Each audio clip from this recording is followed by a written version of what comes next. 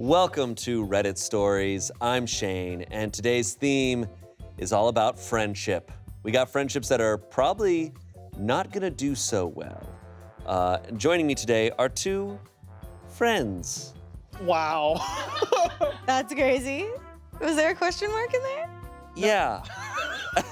Just a healthy hesitation, I guess. I'm running out of ways to intro my guests. I feel like I've gone through every single, noun. Get nasty with it now. Okay. These motherfuckers Some over sauce here. on it. Yeah. Some sauce on it. I'm here with Tommy and Courtney. Hi. Hi. I would put you in my MySpace top 8. Same. Really? Yeah, I never had a MySpace though. Oh. Wow. Someone made me one, never gave me the login. Oh. Don't know how that worked. They pretended to be you for years. Oh my God, that's why the FBI's after me. Oh. Yeah. We can kind of gauge as we read these stories how much we think these friendships are gonna last. Okay. How badly these friends have betrayed each other, perhaps. I don't know. We'll get a sense of it. It's Reddit. These friendships can't be doing too hot. No. We should do a friendship meter. Oh yeah, on 1 to 10 of how good 1 to 10 of how good their friendship is. Yeah. Yep. How good friend? How good friend is. How good friend. Our first story. This title, very fun. True off my chest. I broke off from a friend group I've known for 7 years over a tab at Chili's. It's happened to us all. Yeah. That makes Chili's. Wow. Chili's is the real test. Chili's makes us or breaks us all. That's what they always say. Things stack up at Chili's. They do. I, a 20-year-old woman, have been friends with these two girls, Charlie, who's 20, and Alex, who's 19. We have been very close since middle school and get along and fangirl over the same anime, K-pop bands, artists, etc. One day we decided to go to our favorite spot, Chili's. We always separate the bill and there are 0 issues. However, Alex decides they want to invite a male friend, John, 18, which is fine with all of us. The food was good as usual. Then the server asked if we want to split the check.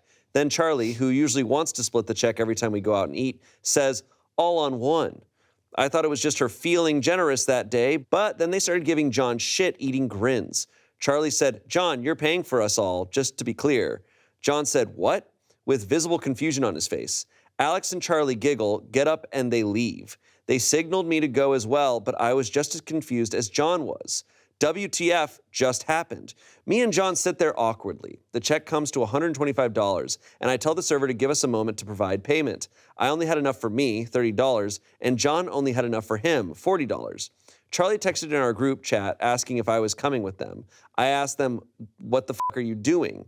Then they went on to say that John should want to impress us and that it's a man's role to treat us like princesses or some BS. I thought they were joking, but they were dead serious. And upon me going outside to physically confront them, turns out they were serious because they left me and John with no ride and the tab. I called my dad to ask if he could spare me $60 and said he could just cut off my allowance for 2 weeks. But he agreed with Alex and Charlie and said that this is John's problem now and not mine.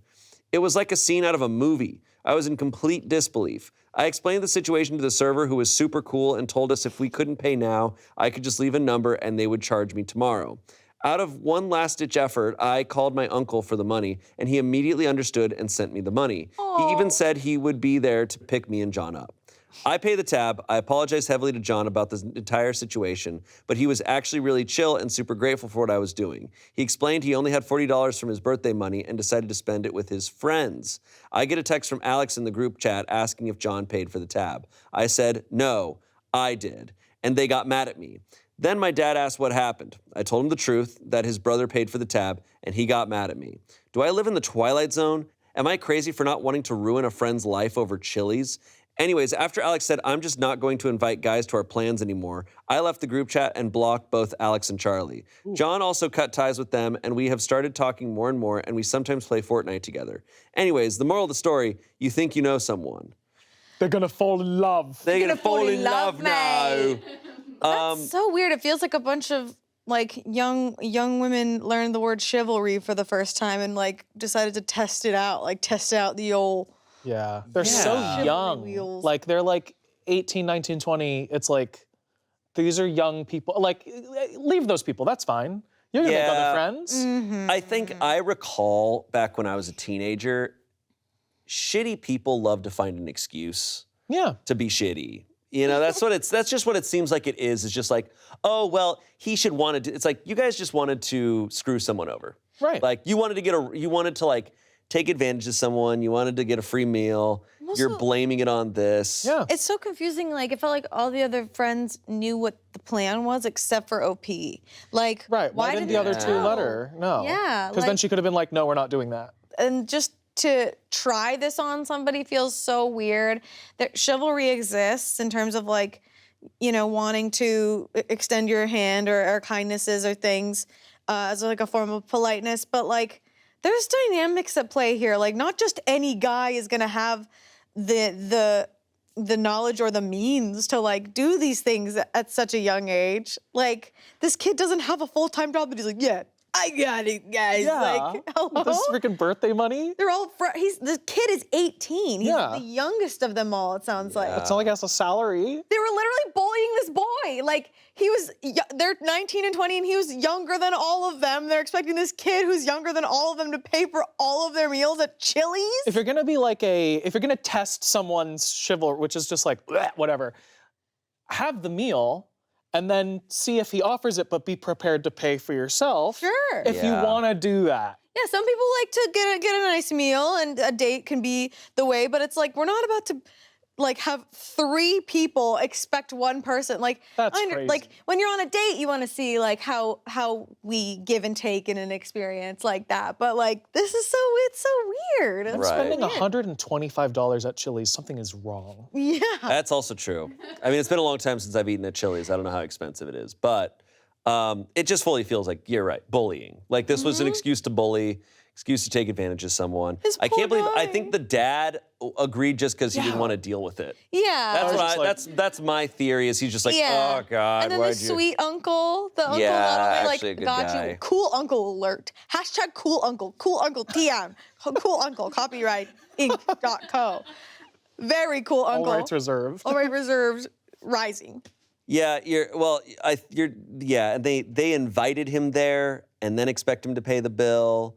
The only time I think the expectation can be there is, I don't even know if there is a time, but unless like I invited you guys, I was like, hey, come to Chili's. No, not even then. But like, then if you said, and I'm gonna cover it, it has to be then like you known. expect it. But Yeah. otherwise, putting it on one person is always kind of a douche move. Sometimes like if I want to hang out with somebody, I'd be like, I'll buy you a meal if you hang out with me. Yeah, and that's. They'll be sure to come if I buy Trade them a offer. meal. Yeah. I have your quality time. You have a meal.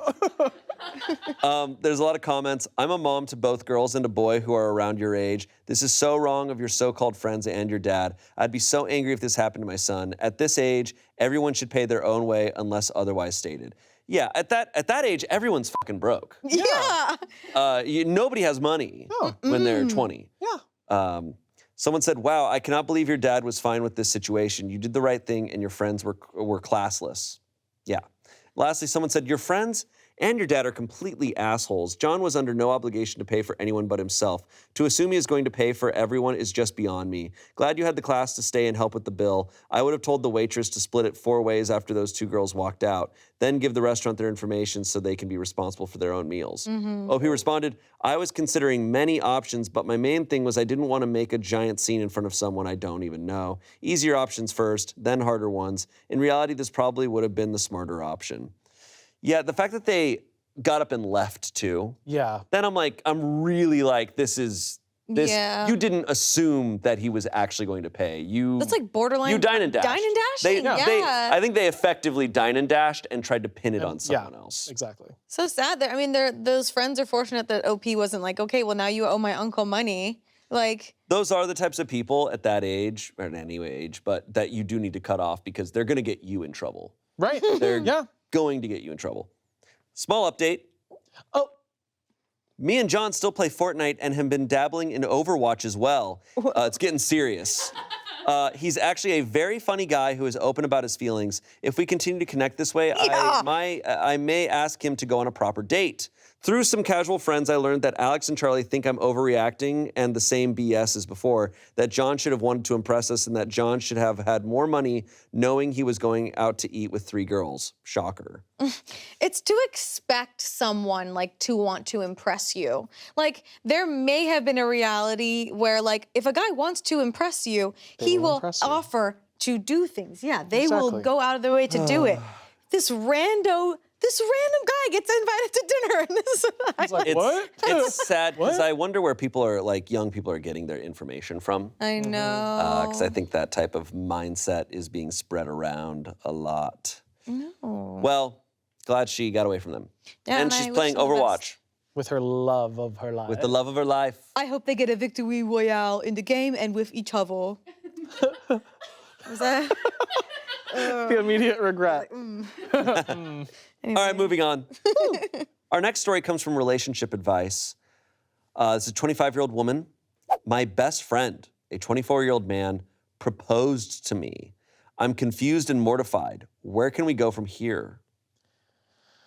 So they're friends. To the altar? Yeah, I was gonna say to the Vegas temple. They could get a victory royale in white. Frankly, I'm still in shock that this happened, so this might be all over the place. Bear with me, all fake names, etc. Jordan and I met in university 2 years ago. We both started at the same time, and because of our ages, we were both considered mature students. So we quickly became firm friends as we shared a dorm, and we'd joke around together about us being old enough to be considered mature in our early 20s. We weren't on the same course, but given we lived together, we would hang out pretty much all the time whenever we didn't have a lecture. We joined a bunch of societies together, went drinking every weekend together, etc. It was a pretty sweet gig because it meant we were at least never alone. Obviously, we made other friends, both alone and together, but we were always each other's number ones at the end of the day.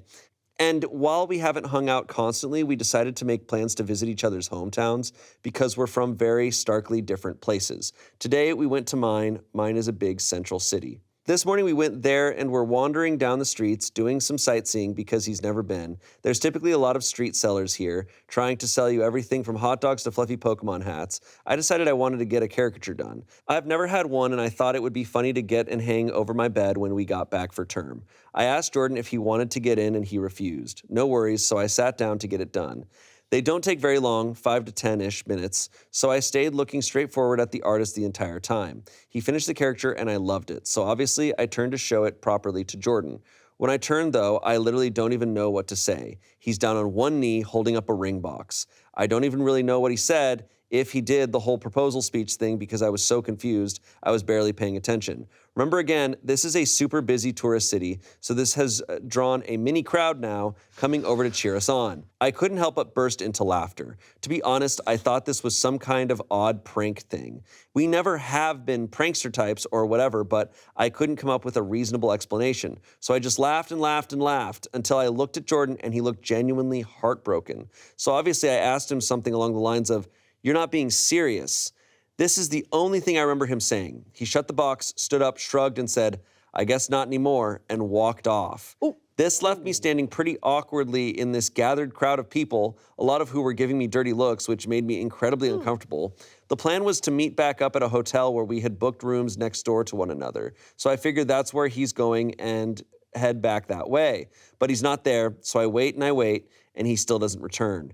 I texted him out of concern. This was at 1:15 p.m. It's currently 6:20 p.m. as I'm writing this, just asking if he's okay. He responds with a long message back, which I would post because it's an odd read, but I won't out of respect for his privacy, in which he basically accuses me of leading him on, asking why I didn't break up with him sooner, saying I had publicly humiliated him, and that he thought I loved him the same way, and that he felt our relationship was strong enough to consider taking the next step. I literally have got no idea where in the world he's got this idea from. The closest we've ever physically been is a hug, hello, and goodbye. I've never even jokingly flirted with him. For exactly this reason, I've had too many friendships collapse because they can't tell the difference between serious interest and joking banter in friendships, so I've been extra careful not to. We've never kissed, never been on a date, never had sex. I do not find him physically attractive, and I wouldn't want to be in a relationship with him. I don't understand where on earth he's got this idea that we are. This isn't something he's he's ever brought up before, and I'm genuinely bewildered. He hasn't returned to the hotel yet. I periodically knock to check, and I've been listening for him walking up the hallway or something. Nothing. I haven't responded to his long paragraph because honestly, I don't know how to. I'm just so stunned and taken aback that I genuinely have no idea where to go from here or what to do. I haven't told anyone I know in person yet, mostly because I don't want to bring this up to people who know Jordan. So here I am turning to strangers on Reddit instead. What in the world do I do? Whoa. Guys, don't propose to someone if you haven't talked about proposing to someone. Yeah. Period. Yeah. End of sentence.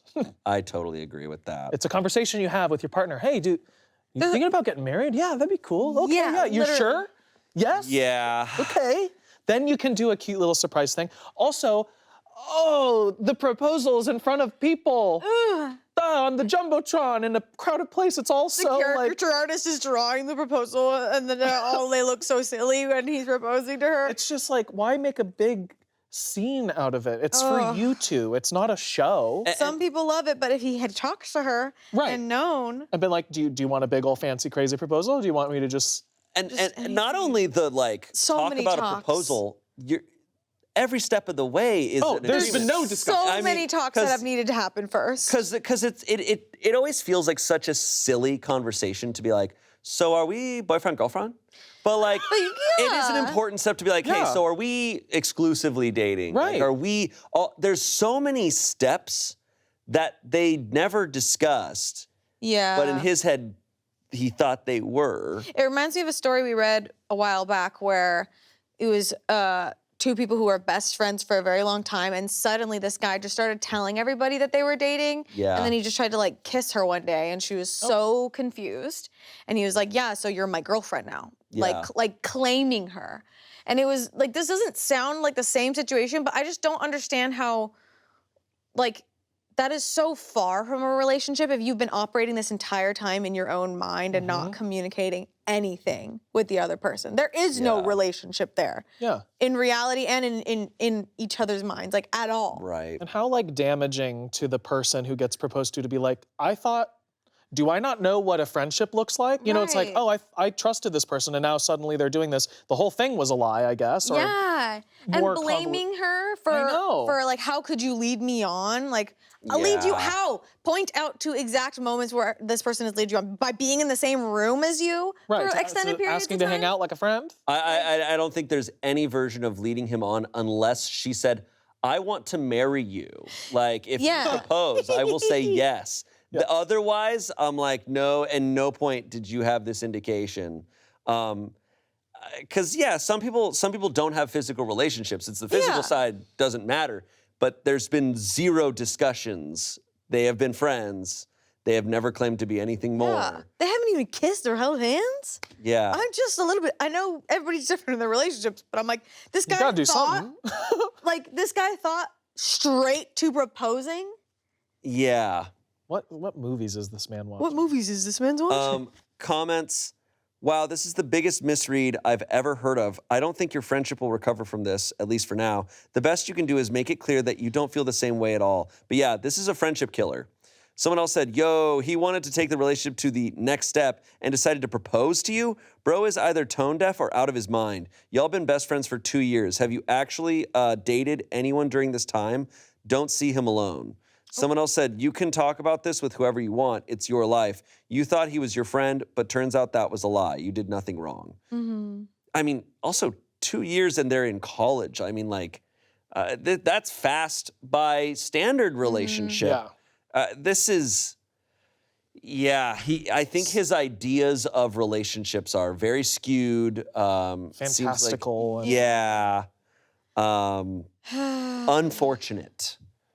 Very unfortunate. And so they said they shared the same dorm. Were they in the same like building that had different dorm rooms, or did they share a dorm room? I wonder if It sounds like they are like next door to each other or like across the hall or something. Yeah, because I'm like, that. they're not. Yeah, There's maybe no way that's- that they're like sharing a bedroom. I don't think they're they probably would not allow sharing a that, bedroom, yeah. but they're probably Yeah. sharing a building. They're probably just friends. It might be, yeah, because I know that they're like dorms on some colleges can be like on a smaller scale, like a house kind of thing. Yeah. And they can be co-ed. Mm-hmm. So maybe it's something like that.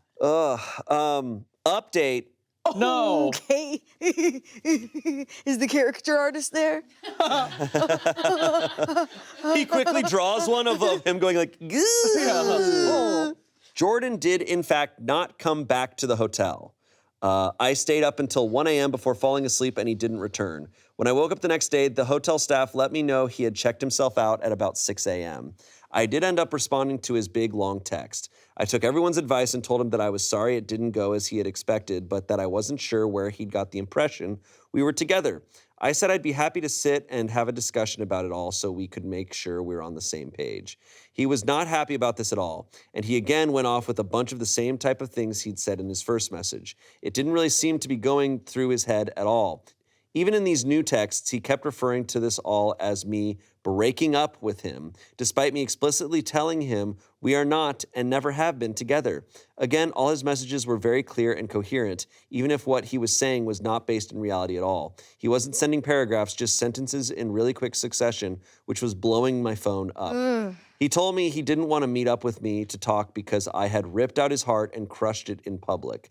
I did ask him for specific instances he could recall between us that made him think we were dating, but he completely ignored the question and just kept going on and on about how hurt he was that I was breaking up with him and how he felt his world was ending. He said he loved me more than anything and had felt so confident that I did too, which is why he felt so certain about proposing to move our relationship along. Eventually, to be honest, I grew pretty tired of this conversation and stopped responding because it was just going around and around in circles. Me asking where he got this idea, him ignoring this and telling me how hurt he is, I'm breaking up with him over this, etc. He went on and on saying he thought it would be a ring I like because it was my favorite gem, a ruby, instead of a diamond. It's got me wondering how much he actually spent on this damn thing. I didn't look very clearly at the ring, so I couldn't tell if it was something super expensive or not. He had been working up the courage to do so for a while and figured doing it when I was at home would make it more special. For a while, he was just talking to himself in my text because I wasn't responding anymore. When I checked back about 20 minutes later, I had something like 60 messages from him. Granted, they were all single sentences. At the very end, he apologized and told me that it didn't matter anyway because I wouldn't see him around anymore. Obviously, I was concerned, so I asked for clarification. He said that he was going to drop out of university and go back home because he couldn't deal with the shame.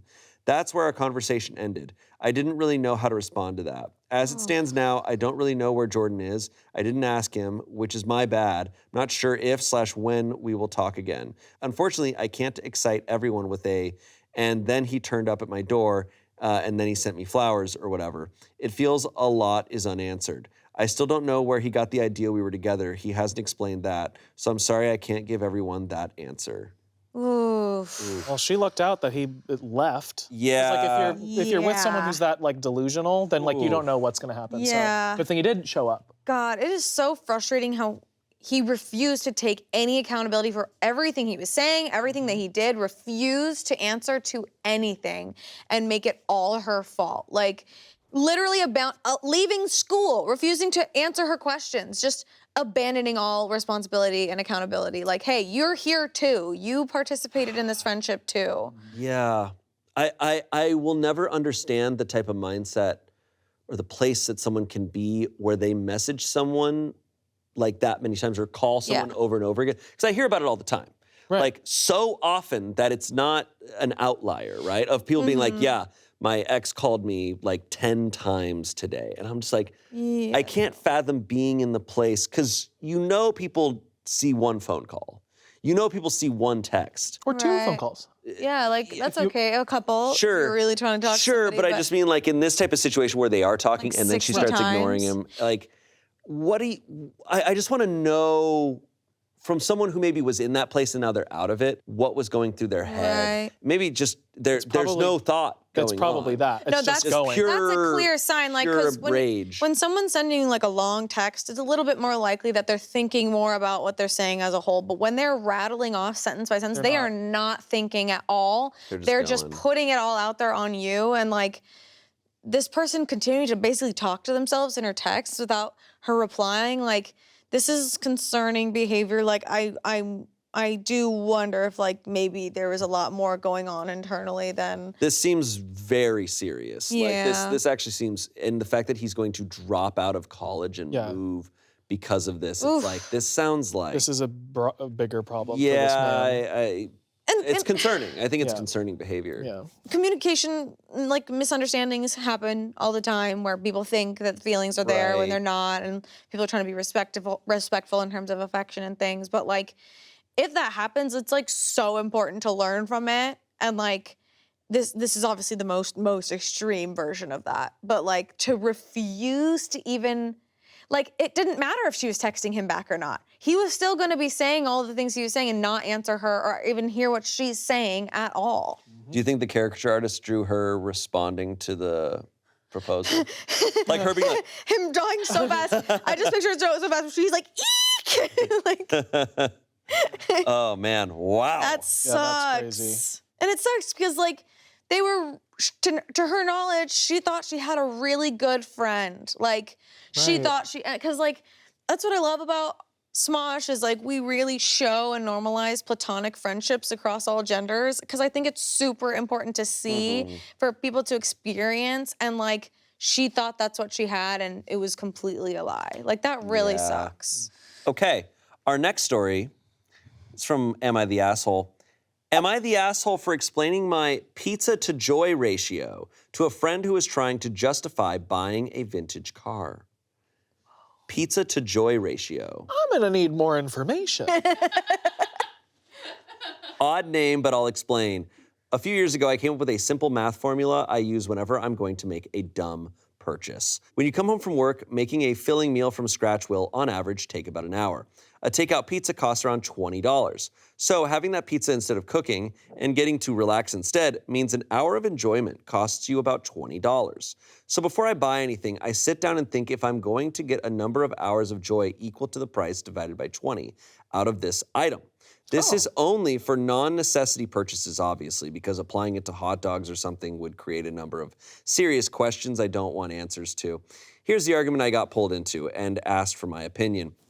My friend has been arguing with his wife about buying a vintage car, and he kept talking about how happy it will make him. They can, in fact, afford it, and I did seriously say that if he thought he would get a number of that number of hours out of it, he should go for it. I actually think with how hard he works, he deserves it, and said that part out loud. He tried to call me out as being a hypocrite because about a year ago, I spent about $1,200 on a Ghostbusters costume, proton pack, boots and all. I had to point out to him that I, in fact, throw that costume on frequently for a couple of hours at a time. It brings me great joy when I do, and that proton pack is hanging across from my bed so I can look at it before I fall asleep. It was something I've wanted for nearly 40 years, and I'm not going to stop getting joy from it, even if I'm over the $20 an hour limit. But his wife now uses the pizza to joy ratio for everything, and she says it has helped her cut down on spending money on things she might only use once, or just things she thinks are neat, like anime figurines or video games she's just going to let sit in her Steam library and probably never play. My friend has called me an asshole since now whenever he's looking at getting something, she'll ask, how many pizzas is that? I honestly think she's taking it too far, but she said it's life-changing for her. I kind of think I'm the asshole because it's just supposed to be something like offhand advice for silly things, like a banana costume, not applied to things like a washer/dryer upgrade. Oh. Okay, so he's getting blamed for the fact that this relationship has a very different view of finances, I feel like.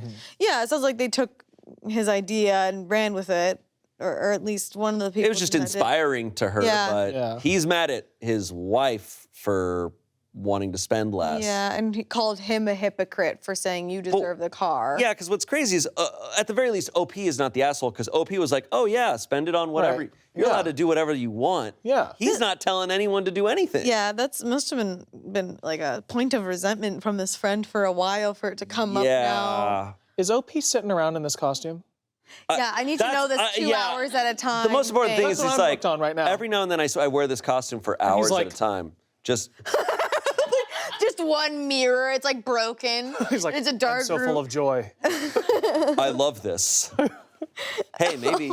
Maybe Allowed to do whatever you You're want. allowed to do whatever you want, man. Maybe he's wearing it in like he's in like a play or like a musical or like a drag show or a costume party or like maybe he wears it to Ren Fair every You listing year. every opportunity a costume would come up? Yeah. He 'cause, like, dresses as a Ghostbuster for Ren Fair. I did spend, okay, I only bring it up They're all 'cause ghosts. I've seen stormtroopers walking around Ren Fair. That's true. That's Like, true. You and see everything. I spent way too much money on like a pirate costume at Ren Fair, and I'm like, maybe I'll just wear this to every costume party to get my worth out of it.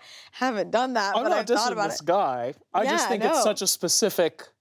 It's not a pirate costume which you could wear. It's not. True. This is a singular. From anyway, one franchise. It was just a Oh, you're funny. right. It was a funny example he then Yes. gave in it. It's like this brings up more It's like, questions. I wear it Excuse for me? hours and hours and hours. I'm very joyful. It's definitely like this is a big kind of conversation for a lot of people of like what is worth buying and investing in that's fun, because there's obviously buying things that it's like, oh, there'll be a return that, on this, yeah. or this is practical. But there's like full-on luxuries are theoretically a waste of money in every way besides the enjoyment they give you. Right. You're trying to measure what that enjoyment's going to be. So I get that everyone's different with that. Yeah, everyone's kind of figuring out what they like, trying to give themselves permission to splurge on themselves. Like some people like have it really hard. Like you like tend to live really frugally and be like, I won't get this book. I won't. Okay. Like even though like I know you want it. Like there's things like that where maybe this gave the wife permission, like, now I can give myself permission to buy all these things because now I can see how it equates to joy for me. But it's like, it's really up to that marriage and that relationship to figure out, okay, how are we operating with our finances together? Right. But Yeah, it's tough. A vintage car is a tough one but he might really like vintage cars and that's something you can invest in for a long time, like on a joy level. I have my own rule, like I have my own system is, because I'm someone who can get very like inspired for a bit on something. I'll be like, oh man, I really love this thing. And then like 30 days pass and I kind of like lose interest. So whenever I get into something, I'm like, I'm going to buy like the cheap version of this. Right. And then once I commit to it long enough, Right. then I'll buy, like if I'm like, oh, I'm really into drawing, I want to draw. I'm gonna buy a cheap set of pencils, Right. cheap little thing, and then once after like, if I go 50 days to 100 days and I'm really doing it a lot, I'm like, all right, now I can buy like some nicer things. You're auditioning the hobby with yourself. Exactly. Yeah. That's kind of my mindset. And that goes with like kind of everything. Like when I recognize at a certain point in my life of like, oh, I really do like to sit down in front of my TV a lot. And I had a really small TV that I'd gotten for free for a long time. And it hit a point where I was like, all right, I'll buy a TV. Like I spend a lot of time here. I recognize that. But if this guy loves cars and he spends a lot of time there and he has the money, then that's okay. I love a vintage car. But this sounds like a struggle in the relationship. Yeah, this is not the OP's. OP is not in a involved different anymore. orbit. yeah, I'm like, Right. it's You a said non-issue. something that got picked up. That's not your fault. Yeah. She would have probably heard something similar somewhere else. Yeah, it's like if you hang bananas up, they don't rot as much. And then like she's like, I put all the bananas on every hook. It's like, F you for saying that. No. No. Yeah, it has No. nothing to do with him. Comments. I need 750 hours to justify my vehicle. That's 1,500 work days. I work around 250 days per year, so I need to get 6 years out of my vehicle minus whatever I spend on maintenance. Good ratio. Someone's OP responded, and honestly, I think he's going to get an immense amount of joy out of it. I'm just not a car guy, so I don't understand how that feels, so I offered my ratio as an example of how I spend money. Oh, and he is getting the car because he has wanted one since he was young, and his wife did agree she thought he would get that joy out of it. Okay, so there's what's no the problem? It's resentment. There's So what's resentment from going a on long here? Time ago, that's really just is- being brought up. That really is a good ratio, though. Someone said, not the asshole. I like your formula, and I think that it makes sense. If somebody misuses it, it's their problem, not yours. Lastly, someone said, gotta say not the asshole on this one. You told him he should go for it and gave them a silly way to determine how much joy it'll bring someone. I also agree they're taking it too far, and it should be exclusively recreational, but everyone has their niche. Also, did you make that up or find it somewhere? I swear I heard it somewhere else. They didn't respond. Oh. I feel like I've heard similar things to it. I think it's just like responsibly thinking about your purchases. Like, it's just a more conscious way, and he equated it to like a cute little pizza thing ratio. But definitely not the asshole, because we got a ghost problem. yeah, And clearly. he's here We to need solve help. Mm-hmm. Update. Whoa. He got the slimy guy. He captured the sucked him slimy in. Caught a ghost. He caught the ghost. Caught the green ghost. I had caused a bit of strife with my friend after giving them some very basic silly math I do before I buy anything that is not a necessity. His wife then began applying it to absolutely everything, and while she wasn't exactly manic about it, she was definitely taking it too far. My friend asked me to sit down with him and talk to his wife with him because I've been friends with them for 10 years or so, and he wanted me to explain things a bit better since I have trouble with words from time to time. Well, here's the deal. She's pregnant, which I guess I found out when he did. She's very nervous about finances since she grew up like he and I did, poor as dirt, but didn't want to tell anyone since it's still in the first 2 months and she's worried about things like a miscarriage. The long and short of it is she was getting stressed by the idea of being out of work for months after giving birth and was worried that if he bought the car, it would eat into his savings, which they would be heavily reliant on for a bit. Instead of going, "You should have told me," my friend and I got on the same page and he said, "I'm very sorry for making you worry about that. I can always buy the car later on when we know it's okay to do it. For now, you take priority." I told her, "I'm very sorry I put a brain worm in you that played into your fears while also doing something that exacerbated your anxiety. Pizza math goes directly out the window when a baby is involved." Instead of trying to reinforce that she took it too seriously, since I really didn't feel like trying to defend myself was going to do anything but make her feel more anxious. So I ordered us all Chinese and we sat down and talked about what their finances look like. And even though right now they can afford a baby and the car without issue, they're both high earners, he agreed to wait 5 years and buy it as his midlife crisis car. That's about all. She's feeling way better. We had a small celebration since she's still nervous about getting too excited about it. And I also apologize for putting her in a position where she had to admit before she was ready. All in all, everyone is in a better place, I think. They ordered Chinese and not a pizza. Adults. Whoa, they ordered Chinese and not a pizza. Wow. Whoa. More joy. Yeah. The cycle was broken that day. That was great. I loved the being like, hey. Yeah. Hey, Yeah. I'm sorry that you got worked up. Yeah. I'm so sorry. Yeah, and the Ghostbusters costume when? Will we get a pic? And then a ghost comes out. He says, "Ah!" Ah. Okay, next story. This comes from Relationship Advice. It's a 26-year-old woman. My husband, who's 26, my husband's family keeps referring to me as his best friend. What does this mean? You know what it means. Go on. Anyways, next story. I think it's pretty clear.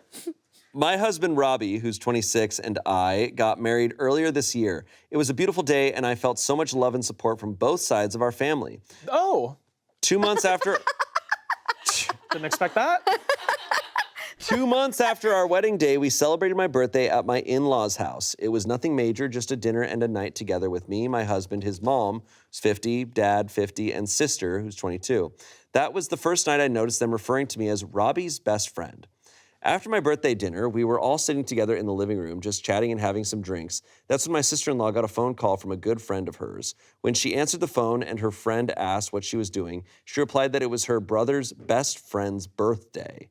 I had never heard anyone refer to me as Robbie's best friend. I am his wife, and before that we were engaged for over 2 years.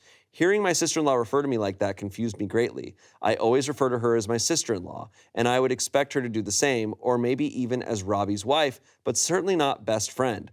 After my sister-in-law hung up her phone, I asked her why she referred to me the way she did.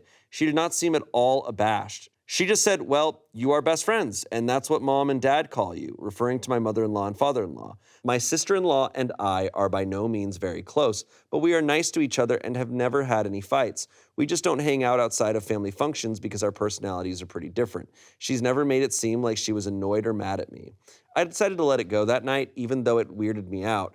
But then it all happened again a few days ago, which is why I'm writing this post. My mother-in-law and I both work in the same industry doing similar jobs, but at different companies in the area. Sometimes our companies collaborate when we have clients who switch over. This week we had that happen, and I had to pay a visit to my mother-in-law's office to help a client transition. My mother-in-law was in the office, so I stopped by to say hello. While I was there, she introduced me to her colleague, and once again I was perplexed by how she did it. She said, "This is my son's best friend." As I was shaking hands with the colleague, I paused and awkwardly said, "I'm his wife." The colleague looked confused, but my mother-in-law continued to smile and didn't address it. Once we were alone, I asked my mother-in-law why she referred to me like that. Just like my sister-in-law, she didn't seem to act like it was weird at all and said the same thing. "Well, you are best friends." The only thing that I can think to explain this is that in my vows to Robbie, I promised to continue being his best friend. Nobody acted like that was odd or special, and I feel like it's a pretty common thing to put in vows. So I'm not sure why Robbie's family seems to have clung to it. Unless it has nothing to do with everything. I've spoken to Robbie about this too, and he is also perplexed by it. He asked his parents privately about it, and they gave him the same answer they've been giving me. It all just feels like some sort of bullying behavior to me, but I've never felt a sense of this from them before. Are they calling me his best friend because they don't like the fact I'm his wife, or is it some inside joke they've been on without me? I'm not sure what to do or to make of it, especially because the in-laws are acting like it's not an issue when I bring it up. Yes, I am Robbie's best friend, but I'm also his life partner and their daughter-in-law/sister-in-law. I don't know what to do. Any input and advice would be welcome. I thought this was a gay couple at Me first. too. Because I was like, oh, if they're like, this is best friend, I'm like, well, they're a little homophobic. They don't want to, but then it's like, oh, they're at the wedding. I'm like, oh, and it's like, I'm his wife. And I was like, oh, Yeah. what? Then what? Yeah. That's so confusing. And their responses, and they don't even seem like bothered. They're not giving like reactions. Like, I can see this being a sweet thing within the family of like, oh, that's so sweet that they consider each other best friends. So like, it's fun to like consider them that to each other. But like having it like go anywhere outside the sphere of family and like introducing them as such is like really weird. They were at the wedding. She said it all Everything else is normal. seemed fine. I wonder how they referred to her before they got married. Not best friend. Yeah. friend. You are not my You are friend. not my friend. But it seems like she's not saying, oh, they've always done this. Like, so was she Robbie's girlfriend before? Robbie's fiance? Like, Right. she What doesn't was the write that. title? She doesn't put that in. But she's saying that currently it's That's Robbie's so best friend. Weird.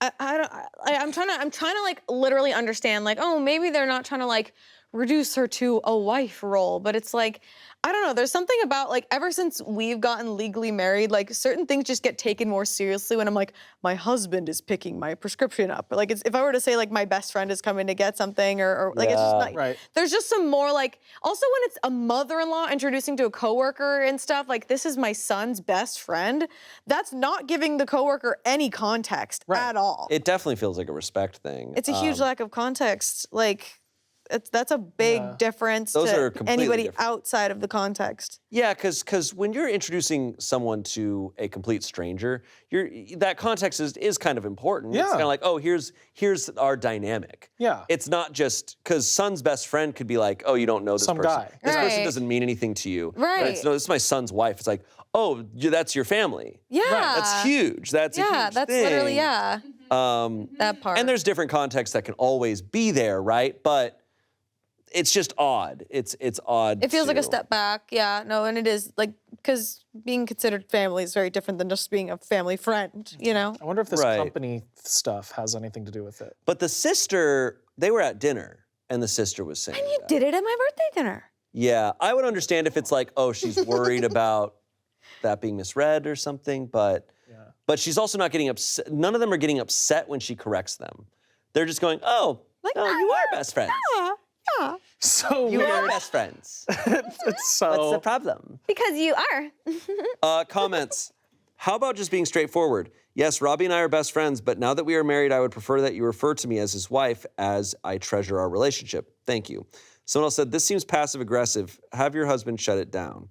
Yeah. Someone else said, I would just continue to correct them every time it happens, and I would also expect my husband to do the same at the time it is happening, not in private or later. If he does not correct his parents or sister, you have a bigger issue. Yeah, I don't think it should be on her. No. The husband should be like, hey, can you please refer to her as my wife? Yeah, or like, I love that because it's like, that's his direct family. But also like, if it happens in front of her again, she'd be like, oh, you could just call me his wife. Like, it's very Right. sweet, but like, you could just call me like a wife. Like, that's fine. Yeah. And then you set that boundary in a friendly, casual way, it shouldn't affect anything unless they have a problem with it. The most optimistic thought I have is that someone could be like, oh, it's really endearing and sweet. Like, being best friends is more important than whatever. But I have a hard time believing that's what's going on here. Update? Update. Slimer! We might need to get the Ghostbusters costume on because, unfortunately for my relationship with Robbie's family, shit has hit the fan. Slimers hit the fan. Slimers hit the fan. Oh, no. Gross. Get your paper towels out. Okay. Yesterday afternoon, Robbie and I were invited over to his parents' house for dinner. I have a big project due this week at work, so I needed to stay home and wrap it up. I told Robbie to go catch up with his family while I ordered a pizza. Apparently, this is when Robbie decided he was going to set things straight and figure out why his mom and sister keep referring to me as his best friend. Please keep in mind that I'm telling this story based on the details that my husband has given me. Robbie had a normal dinner with his folks, but they were all drinking a bit more than usual. Robbie decided to bring over some scotch that one of his groomsmen gave him for a wedding gift, so he and his dad were especially loose. Robbie and his dad tend to have guy time together after dinners where they hang out in his dad's garage and talk about car stuff and projects at home/work. This is where Robbie confronted his dad about the whole situation. From what I can tell, it took some coaxing to get this information out of father-in-law, but eventually he admitted to Robbie that my mother-in-law and sister-in-law and him were all in on some sort of bet as to how long mine and Robbie's marriage was going to last. Father-in-law bet that we would stay together, whereas mother-in-law bet less than 1 year, and sister-in-law bet less than 6 months. Apparently there was a cash prize involved. I don't really want to know how much it was. Father-in-law admitted that he believes the whole best friend moniker was a way to get under my skin and cause doubts about my relationship with Robbie and his family. They think that if they acted like it was a non-issue for long enough, that it would drive me crazy and start making me angry at Robbie for not intervening. Robbie then says he stormed into the house to confront his mom about this all. It ended in a screaming match between Robbie, mother-in-law, and father-in-law. Robbie eventually stormed out and walked to a nearby gas station, and from there he called me for a ride since he couldn't drive. This morning when I drove Robbie back to get his car, we had a horribly awkward confrontation with his parents. Mother-in-law is apparently pissed at father-in-law for betraying the secret, and they were fighting about it all night. Father-in-law will be staying with us in our extra bedroom for a couple days, or until they can calm down and talk to each other again. Robbie is now set on going no contact with his mom and sister. He is angry with his father, but is more willing to forgive him. Personally, I would prefer if we saw a family therapist before doing this, but we are still ironing out the details. Hopefully we can get through this with both marriages intact. But if the father-in-law and mother-in-law break up, she's gonna get some cash. It's her bed.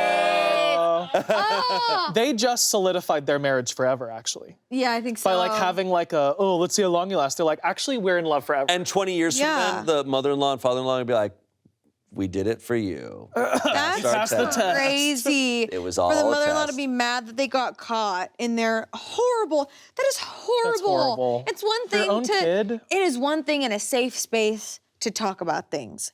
Talk about whatever you want in your safe space, but to put money on it and then to start affecting people outwardly is so messed up. It's unethical in general. It's a all of shitty it move, is. but it's also unethical on a gambling level. Because if you're gonna gamble on something, you're not allowed to then go and affect it and try to That's weigh the illegal. odds. That's so messed So up. that's also an added layer. Yeah. But it's obviously super messed up too. It's so make that kind of dehumanizing. especially for your own child. That's what it's like, Yeah, like, damn, what The kind of a only, parent the are only you? situation where betting on a relationship I think is not horrible is if you're watching reality TV. And Yeah. it's someone you literally don't know. They're out You'll of never your meet. entire universe. And even then it's still like weird. But this is insane to do it for your own child. It's just like, how negatively do they view OP to just play with their relationship like this? They either think she's a monster or they've never respected the husband. What's his name, Robbie? Yeah, Moving back? they have no respect for anyone. No. Let's be clear. That's so And sad. it can't do that. It is really sad. Yeah. It's deeply sad. The mom was only upset that the secret got revealed. Right. And was willing to kick the father-in-law out because of that. Hope that entire relationship and family dynamic was worth whatever money you bet on this marriage because you just threw a lot away. Also, what family is placing a bet amongst themselves? It's really disgusting. It's very disgusting. Just about other people's well-being and happiness and betting against it, like, it's just, you're putting really bad energy and bad vibes out there. So it's that Slimer behavior. That is Slimer That's behavior. We big need to get the Slimer. Ghostbusters costumes on. Do you want to know a really quick weird story since you said slime hit the fan? Yes. So, like, before slime was a really big thing, like, there was still a little bit of slime, and Disneyland had sold, like, a little bit of slime, and I had a little slime, and my sister it was my slime, and my sister threw my slime at the ceiling fan when I wasn't home, and it went all over, and she never cleaned it up, and it was stuck to the carpet for years, and I found out by finding slime on the floor that so slime hit the fan. Whoa. I'm really sorry to hear that. Back when they only had a little bit of slime. There was only a little bit of slime. It was 2004, 2005 slime era. You know, if you know, you know. Yeah, slime was around, but it wasn't very around. It wasn't slime era yet. But yeah, she threw my slime at the ceiling fan and it exploded. So now I know what happens when slime hits the fan. So sorry, that's just the image that I got in my head when he said it. Okay. No, yeah. Thank you.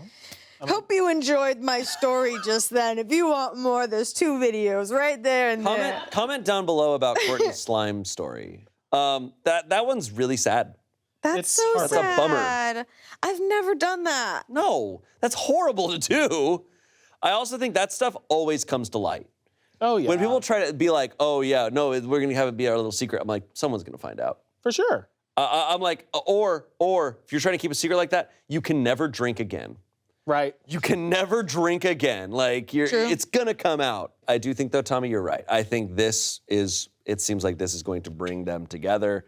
That's the only silver lining we got here. It said a lot about the partner and how he did go to his family and go to bat for her. And not only was he like, they're being shitty, he wants to go no contact. Like this person stands on business. They were playing Game of Thrones over there. Yeah, they were fucking stunning. Yeah. What's the fucking family? Baratheons? Lannistering. They were big time Lannister behavior. Okay, our next story. Would I be the asshole if I deleted my friend's engagement pictures? So I will be honest, I've read this story before. I know about this one, but I'm so excited for you to hear. Okay. I got married last fall. Where I live, fall means the trees are changing colors, so the wedding pictures are to die for. We didn't have a huge budget, so a friend of mine asked her friend if she could do it for me. I had seen some of her work, and she is really talented. Plus, she is a total sweetheart. The only thing is, for what she charges, and since it's more of a hobby, you'll get your pictures when you'll get them. Well, I got them, and now I need to know if what I'm about to do falls in asshole territory. A few days after my wedding, my friend announced to me that she was engaged. I was ecstatic and wanted to know everything. Turns out, she got engaged at my wedding. My brain gets out of its vegetative state, and I remember her table being way too excited at some point, but I blamed the alcohol. I wasn't thrilled about it, realizing then that she had basically not only gotten engaged at my wedding, but instead of hiding it and announcing it later, she announced it to our friends during the party. It was a tough pill to swallow, but I figured whatever, it's not like I even realized what was happening. We did have a discussion about it, and she didn't seem to understand why I was upset until I put it into perspective for her, asking her how she would feel if I made a big announcement at her wedding, taking the attention away from her big moment. In my friend's mind, it's no longer the day I got married, it's now also the day she got engaged. Exactly. On my dime. We eventually turned the page, and I thought it was over. Well, I've sort of been friends with my photographer since the wedding because of common interests. At some point, she point-blank told me that now that we are closer, she feels comfortable asking me what to do with my friend's pictures because it makes her really uncomfortable. During the evening, the wedding party took a break to go change, and during that time, my photographer was taking pictures of foliage at the venue. My friend apparently asked her to take pictures of her and her boyfriend. She didn't really see a problem since we weren't back yet and they were guests. That's until she realized they were engagement pictures. Some poses just don't leave room for interpretation. So when she asked me what to do, accidents happen, I told her to just put them in a separate folder. Ever since, I've been thinking, what am I going to do with that folder? My friend has been asking about my wedding pictures periodically, but hasn't asked about her pictures specifically. It was easy when I didn't have them, but now I do. I've had them since April, and I know she will eventually come out of hiding now that COVID restrictions are loosened. I want to delete the folders since they are my property anyway, but I don't want to be a major asshole either. Before you say it, I do realize I haven't forgiven her at all like I initially thought. Yeah, I should point out this is in 2020. This is like summer of 2020. Okay. So, to recap, the friend got engaged at her wedding. Awful. Announced it to a bunch of friends at the wedding. And then, after getting engaged, found the wedding photographer and asked for photos, and they got like... Yeah, there's a lot of issues I have with that. So like, obviously some friend dynamics are fine when an engagement happens at a wedding, but like usually there's communication and just some kind of understanding there. But also this photographer was hired for a service, and this friend is taking them away from that service to do something else that is also very expensive. Like getting engagement photos, that can be expensive. That's a whole other job. It's so tough though also because it's one thing that, it's just interesting. I'm playing devil's advocate in my own mind is like, if it didn't affect the bride's day on the day, that's a good thing. Yeah. It didn't take away from her in her own mind until she knew what had happened. But the fact that she wasn't told what happened and attention was taken from her day regardless is interesting. There's just like still like a, like a sneaky, there's like a sneakiness to it. There is. If there wasn't a sneakiness to it, it'd be a different story. But like, you're ripping off your friend. She paid for a photographer and you used her for a service. It's not tracking because she's trying to play it off like, oh yeah, I don't see what the big deal is, but she is not being fully like out in the open with her. Right, Yeah. she's not saying, can I have my it's like engagement you photos? are aware it's shitty. Exactly. You are aware it's shitty and you're trying to pass it off and like Real. have your cake and eat it too in this situation. That's real. Yeah, No, yeah, you're right, because she's asked this photographer for these engagement photos and then has not talked to the bride about them. The photographer brought it up. yeah. So, very interesting. So in my friend's mind, it's no longer the day I got married. It's now also the day she got engaged. That's such a shitty thing to say to someone about their wedding Yeah. day. It's like, hey, the wedding day's about me, and your friend going like, well, now, actually, it's not. It's about you and me. Actually, like, that wasn't your wedding day. You've lost your mind. That was the day I got engaged. Three people home. Yeah. So there's what happened, and her friend's shitty for what she did. Yes. She now has these engagement photos, and it's like, what do you do with them? Even the photographer was like, hey, accidents happen. Right, I'll delete them if you want. The friend has not asked for the photos yet. I will say, after having had like kind of wedding day photos done, you don't get them all back. No, you actually specifically get like a few samples. Yeah. And then you like weeks later get the dump. So there would be plausible deniability that she never even got those photos because the wedding photographer, I think, very easily would have been like, oh, well, these are just I've photos. sent my selects. So Yeah. Like, these are my selects. You don't need those. Those are just two people randomly Right. during a time of the day. So it would have been possible for the wedding photographer to not even do it. But now she has them. She has to decide what she wants to do. I think she, and because like, again, she said that she hasn't forgiven this person. Just give her the photos and be like, and now this is done. You know, like it's like, there's not going to be a lot of like karmic enjoyment out of deleting these photos because it kind of feels petty back, even though it is her, she has this ability to do so, but it's like, she doesn't forgive this person, like whatever, give her the photos back and then like distance yourself or cut ties or whatever thing you want to do. To me it feels like it's kind of continuing the sneaky cycle. Exactly. But I honestly, if I was in this person's shoes, I would have texted this friend and be like, hey, my photographer just told me that like you had asked them to go and take engagement photos. I feel like you aren't being transparent with me about how you handled this, and I actually really don't appreciate that you did this. I have these photos, and I am hesitant to give them to you because now I really feel like you are being a bad friend. And then like having because like you're either gonna continue to be sneaky and not be friends anymore, that is a path to do. Yep. Or if you're clearly not forgiving this person, just talk about it. Talk about it. Uncomfortable conversations suck. Yeah. But I think that sums up a lot of like my perspective, my personal individual perspective on so many situations is not, I don't want to just like get back at someone just to get back at them. Right. What I want in a situation like this, if a friend did this to me, all I would want is for them to recognize that it was wrong Right. And to be like, oh, I want you to change as a person. Right. And not do this again. And if I really could come to a place where I believed that and they were upfront and honest, I'd then be like, all right. It's fine. I would personally be like, all right, here's the photos, but I want you to know you hurt me. Right. I want you to know this sucks. And I want you to know if you show this type of behavior ever again, like I will have to then, and unless I look back and realize in that friendship that that pattern's been going back further. Right. Where I go, okay, no, you've shown this, but if this is a one-time deal, now that's me personally. I think if I heard about this story from anyone, it's something where any of the options they choose, I'd be like, okay, and that's what you did.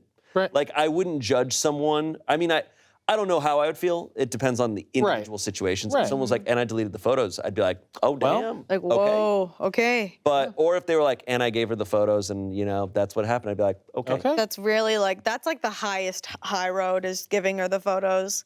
And then But there's also protecting yourself from someone who is going to take advantage of you. And saying like, hey, this hurt my feelings, like hope it was like worth it to you.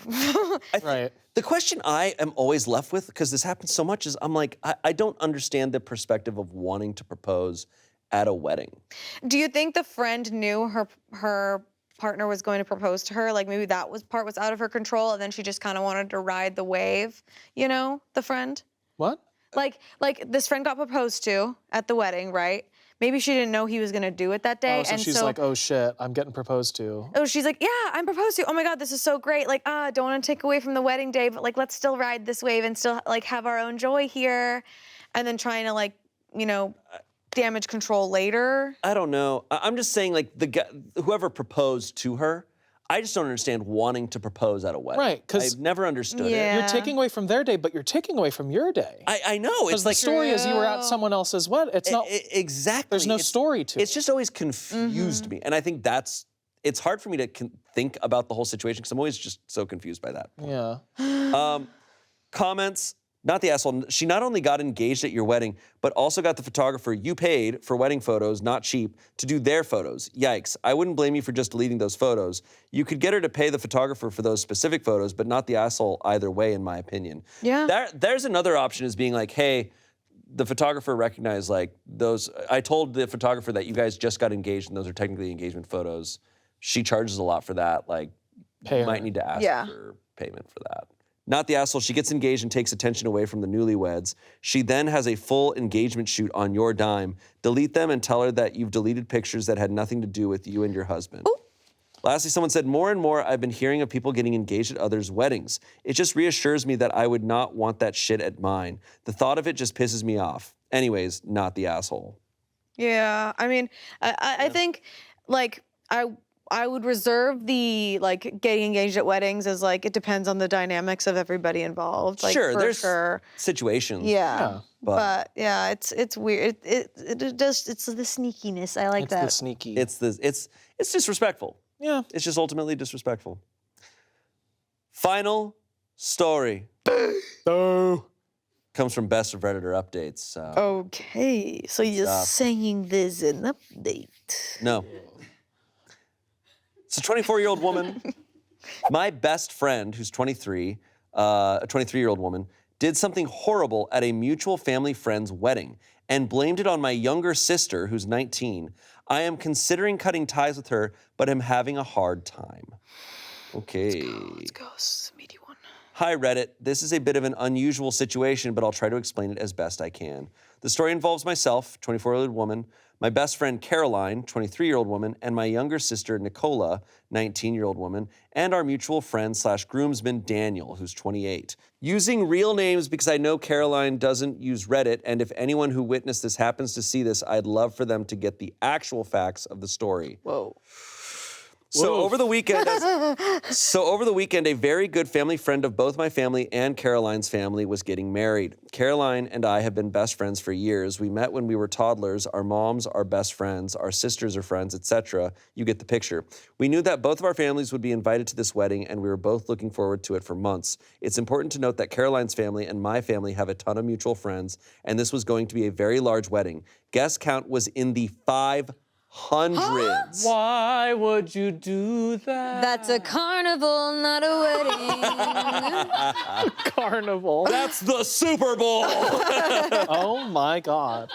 Everything was going fine and dandy until Caroline got completely wasted. She kept talking to me about how hot one of the groomsmen, Daniel, was and how she'd had a crush on him for years, but he showed no interest. This was probably because he was in a serious relationship and had been dating his current girlfriend for 6 years. Sorry.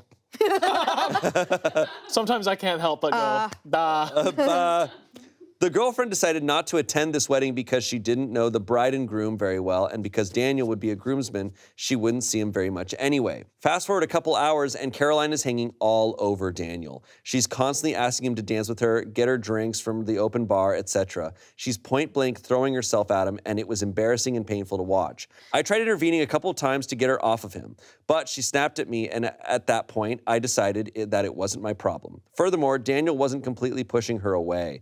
He looked like he had a few drinks in him as well and seemed somewhat interested in Caroline. I decided that if he didn't care, I certainly wasn't going to. If he wanted to throw his relationship away, it was none of my concern. I tried.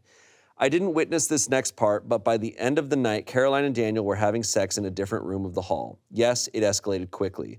To their misfortune, someone, I'm not sure who, just that it was someone's mom who knew Daniel and his girlfriend, but didn't know Caroline, walked in on them, and for some reason, Caroline told this woman that she was Nicola, my sister. I don't know if she was embarrassed or drunk or what, but she purposely identified herself as Nicola so Caroline herself would not be in trouble. Word quickly spread that Daniel and Nicola were caught having sex, and Nicola was mortified. People were talking about how disrespectful, home-wrecking, rude, slutty Nicola was. I honestly can't even blame them. Had I not known better, I would be thinking the same things. On top of that, Caroline had gone around actually telling other people that it was Nicola and confirming the rumor she started. The bride and groom were pissed. Everyone was talking badly about my sister, and Caroline seemed to not care. In fact, when I confronted her about the situation at the wedding, she straight up denied it. Had Daniel not confirmed that it was Caroline he was hooking up with and not Nicola, I might have even believed her. The next day, Caroline texted Nicola a half-hearted apology about the whole thing, saying she was so drunk and didn't know what she was doing. The text included lots of lols and ha-has, so I'm not sure how seriously Caroline is taking the situation. She doesn't seem to realize how mortified Nicola is. Nicola genuinely thinks that her life is ruined. We live in a very tight-knit community, and a lot of people have heard the false version of what went down. I'm at odds with what to do. Up until this point, Caroline has been a very good friend to both I and Nicola. I'm just not sure if I can forgive her for this, especially considering her lack of consciousness about how bad the situation really is. Should I dump her or should I give her another chance? Our friendship will be different regardless. My family sees Caroline in a completely different light now, so even if I forgave her, we wouldn't be able to do a lot of the same things we used to. Hang out at my house, do things with my family, etc. What should I do, Reddit? Reddit, I need your help. That is so messed up. Because you know what she did? She blamed it on Nicola. Nicola is 19. Mr. Daniel, whatever, is 28. That's a gap. And also, and throwing her into that situation and all of these people ganging up on her being a homewrecker. She's 19. Bro, it's so hard to be under 21 at a wedding that full of adults. And to have that thrown at you, this was like some Shakespearean type of shit. Literally. Like literally you're having sex, someone catches you and you go, it was Nicola! And then and everyone's like, oh. God. Just the way that everyone just believed it. Yeah. I mean, there's no reason not to believe what you're being told, right? But also believed it, and then it just seemed like everything was just on Nicola and not on the 28-year-old guy who's in a 6-year relationship. And that's on the system. It should be. Let's hit that. And that should be part of that story. Yeah, that's the system, baby. That's the system. Be nicer to women. Don't be her friend. Don't be her friend. Don't be her friend. That's fucking crazy. To throw Nicola under the bus, that's so mean. That puts her in a really dangerous position. That was really dangerous. That was really unfair. That this is gonna have long-lasting effects. And the fact that her apology was included lols and ha-has. She's like, I was so drunk. No, that's you're calling up every single person at that wedding and telling them. We're gonna get your ass. The Ghostbuster comes in. We're your ass, bitch. If you blame it on being drunk, and then you're like, you woke up the next day and you're like, what did I do? Resolve the problem. Yeah. Tell everyone, no, it was me. Fix this shit. You ruined a lot of shit. It's wild she got away with it, too. I Because know. a person caught them Right. and saw them. Right. And then somehow this rumor fully succeeded. And she was running around saying it. Well, it's 500 people. It's It's 500 impossible to keep that's right. anything. 500 people drinking. I'm sure there was a carnival about, maybe a Ferris wheel. Elephant? Hard to I keep forgot there was wrangling rumors. 5,000 people at this Yeah, wedding. Right. so rumors The fly. percentage of possibility of something crazy like that. Yeah, we could have an atonement situation going on here. I don't know what that means. Atonement, it's a book and a movie that's really good. A book in a movie? But it's an accusation book. A lie, a false accusation A book in a movie. that has tragic a book consequences. in a movie. Okay. Comments. If Caroline wants to continue your friendship, she needs to make this right and tell everyone that she lied. If she doesn't, then I would personally cut ties. Being drunk is no excuse for what she did. I think Nicola needs to stand up for herself as well. She should be very clear with people that she would never do something like that. Tell her not to let someone else ruin her reputation. If Caroline won't set the record straight, Nicola, you and your family can. OP responds, thanks for the suggestion. I haven't actually considered asking Caroline to go public and own up to this situation. I think I'll do this. I actually have no idea how she will react. Caroline is usually a decently moral person, but she also hates confrontation. My family and I have been trying to set the record straight, but it's really hard to undo a rumor that is spread around to so many people, a lot of which we are not that close with. Mostly because nobody actually wants to talk about it to us directly. Most of the talk goes on behind our backs, but of course we know it's happening. Someone else said, Daniel's caught. Everyone knows he had sex. Can he just clear up which girl it is he f***ed? Regardless, I think your friendship is probably over. I'd go ahead and show those texts and tell your story. This is so humiliating for your innocent sister. Someone else said, people take a lot of pictures at weddings. Any chance there are pictures of Caroline hanging all over Daniel? Yeah, like that's the True. proof. Like she herself had to pull Caroline off of this guy and she snapped at her. Like it's all there. It should have been, it probably was obvious to a lot of people, Yeah. but there's 500 people. Yeah. So there's a lot of people who just weren't seeing things. It's just so This could only damaging. happen at a 500 person. Exactly. Only. Like, if you have under 100 people, everyone's gonna be like, no, we We no. all know that. saw it. We all know who's who here. And like, it's just that kind of a thing being a rumor thrown on a girl can be like life ruining. Like, Yeah. Oh, yeah. there are women who have had to change schools because of rumors like that that just get blown out of proportion. Being it's 19 really damaging. sucks. Yeah. Like, it sucks. And to have that, it also at 19, you kind of like, I don't know, a lot of people just already are going through the struggle of like hating themselves. Yeah, who am I? What's And you have going a on? bunch of people now going, I can't believe You're you did this horrible yeah. thing. If And there's- even if you know you're innocent, there's a psychological aspect of enough people telling you did something. Like, did I? You're gonna feel like you did it, even if Right. you didn't.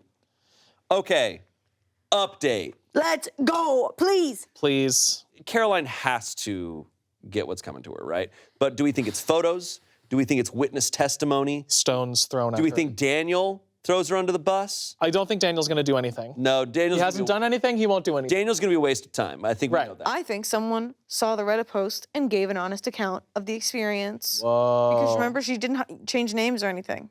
Okay. That would be crazy. I'm done. I hope. It's just something. Okay. So about a week and a half ago, Caroline casually called me and asked to sleep over. She wanted to attend an event downtown, and my place was much closer to the event than hers. At this point, it became very clear that Caroline had no idea anybody was upset with her, despite the fact that Nicola and I hadn't spoken with her since the wedding. I told Caroline that I didn't think her sleeping over was a good idea, and when she had asked why, I brought up what happened at the wedding. She laughed and said Nicola needed to grow up and get over it, and it really seemed like she expected me to agree and laugh along with her. Well, Reddit, I took your advice and let her have it. I told her how selfish and inconsiderate she was, and if it truly was no big deal, then she should have no problem taking full responsibility for her actions and publicly acknowledging that she was the one who hooked up with Daniel and not Nicola. I told her she needed to make things right because Nicola was still mortified over something she didn't do. At the end of the phone call, I gave her an ultimatum. Post an apology on Facebook and spill the beans about what actually happened, or our friendship was over, thanks to the Redditor who suggested this. To my complete and utter surprise, she did it. I thought it would make me feel better, but people were actually commenting on her Facebook status, commending her bravery and the fact that she did the right thing. I was super annoyed because of course she would never have done this had I not forced her to. But at the end of the day, Nicola is happy and her name is in the clear. Oh, and That's an what update on matters. Daniel and his That's what girlfriend. matters. According to his Instagram, they are happily together. Whether or not she knows about Caroline, I don't know and I don't care. Not my train wreck. How does she not know? It's public everywhere. Oh my God, there's 500 people there. What a weird whatever, as long as Nicola's fine. Like, I guess that's the takeaway. That is It's a wacky world out there. Yeah. Hey, man. Really awesome that you're owning up. Oh my God, that's so Hey. brave of you to That's tell huge, us dude. that. Thanks for Good job. thanks for coming clean about that. Nice. All right, let's move on.